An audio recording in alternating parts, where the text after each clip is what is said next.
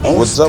And hello mga boys. Welcome once again dito sa ating channel. And this time, traveling mode tayo. So, because of our official functions, so we need to travel from our province, which is Masbate, going to Negros. So, this will be a lot of travels considering na medyo may distansya din yung Negros from our province. So, on board tayo ng co-shipping bound to Cebu, and we are expected to arrive at 9 in the morning. So presently, we're waiting for our bus. Nandito kami sa South Terminal ng Cebu series bus bound to Liloan.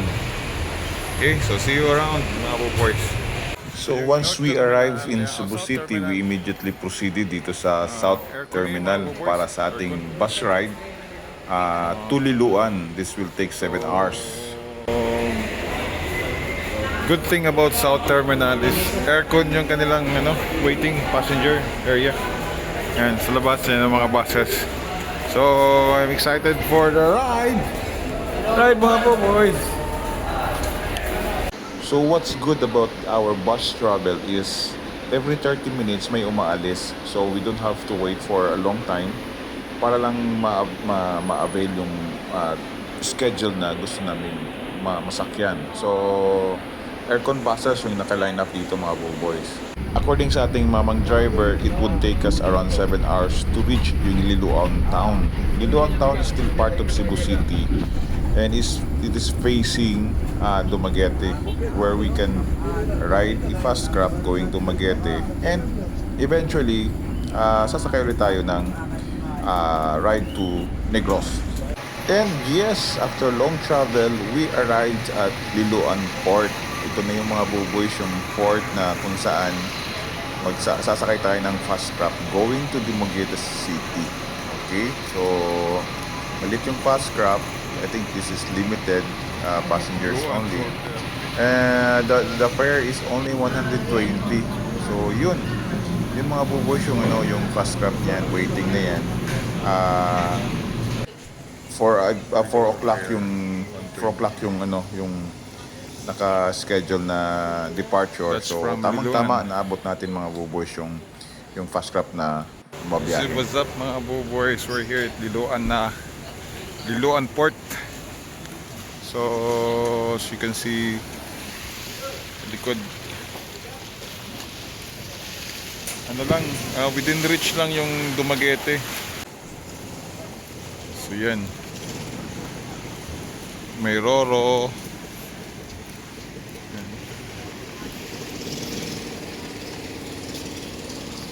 fast craft, overlooking lang ang Dumaguete. So let's go mga boys. It's boarding time. So exactly 4 o'clock in the afternoon, boarding time tayo, and 20 to 30 minutes lang nasa Dumaguete na tayo. And so this will be our accommodation for the night. So kailangan mo na magpahinga, and tomorrow we'll begin with our official function.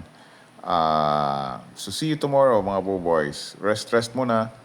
So another adventure for the day awaits. So let's go mga boys with the team. Yes, boys. Yay! And so after we completed our mission here in Negros, we are moving for another little adventure. So this time it's gonna be a little tour, mini tour. So we're checking out the hotel and we're moving for another adventure. So let's go! Yeah, we have a car. So this is the downtown view of Dumaguete City as we are bound to go to Mount Maasug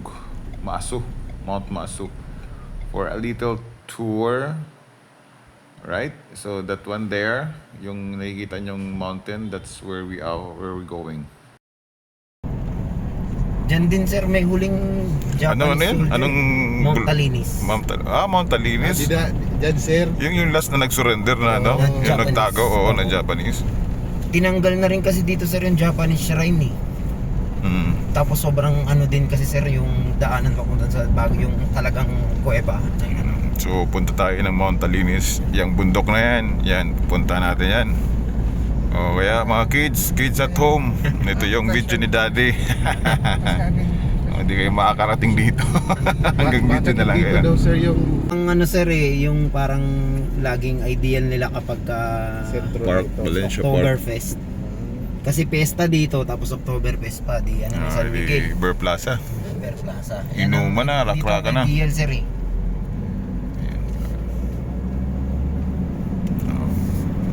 Salamat tayo kay Kuya. Naka instant tour tayo ng ano. Sir Van, baka may mahanap ka na dito na Yan o, continuation, nag-iikot tayo sa park, ang Valencia Park. Old park to, buddy. Sailor Tower. Ay, yung Recolitos. Pedro.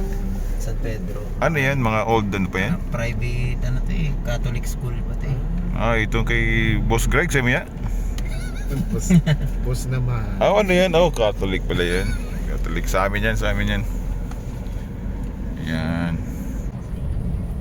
Oo.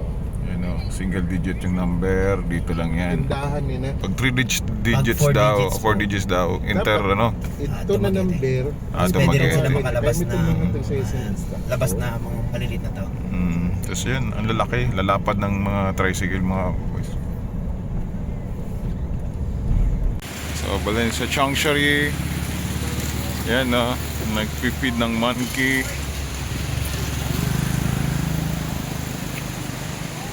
Hindi sila anti-people ba? Mga harmless, no? Mababait ka po. Mababait. Mababait yung mga unggoy dito, oh. Ganda ng rainforest, to. Ano? Bawal dito laging sir. Oo. Parang nasa Clark. Ano, Boss Greg, no? Sa may, sa may Argonaut sa Pabalanga. Yung na-preserve ng mga Amerikano din. Ganda, oh. Yung ano talaga. Buti walang entrance na environmental na... Walang environmental fee nga po. Yung sa mga barangay-barangay. Oo. Wala naman po. Wala, no? Free lang yung pag... Free lang dito sir. Anong meron dito? Mining? Wala. Hindi po. Yan po yung yung geothermal plant na nandun pa sa pinakaunahan pa. Geothermal, ibig sabihin, ano yan? Ano yan? Plants. Tubig. Yan yung nagbibigay ng ano sir dito. Yung heat. Oo, ng power. Power at saka At saka sa Dumaguete. Woo! Fresh air! Woohoo! Boys! Sarap ng feeling, oh. Feelingero. Sabihan ko na pasensya na sa amoy. Kailangan. Ito yung viewing deck. Ako, ayan po yung Yan. deck. Para makapag-picture po kayo. Let's go, mga boys. No parking. Dito tayo sa no parking. Pasensya na, no parking tayo.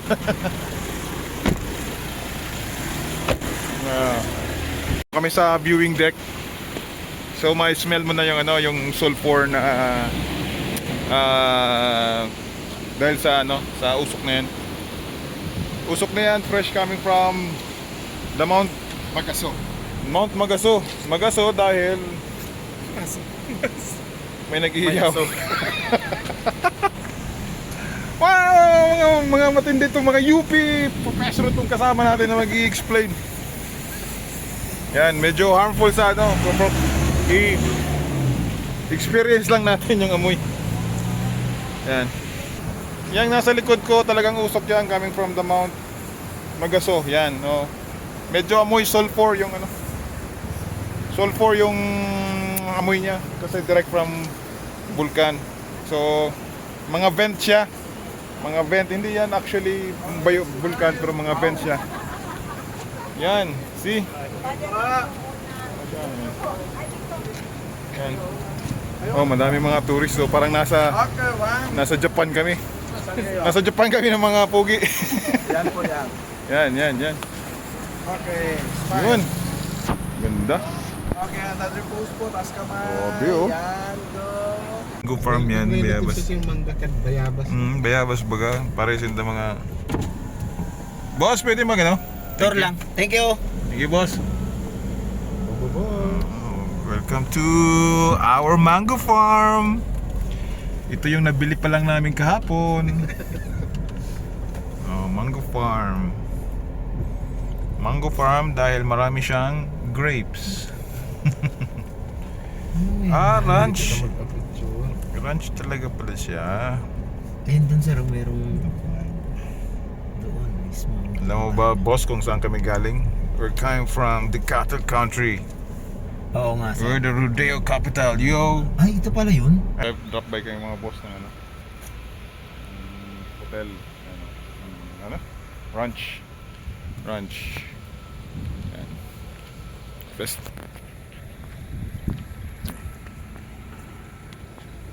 Best yan. Yun.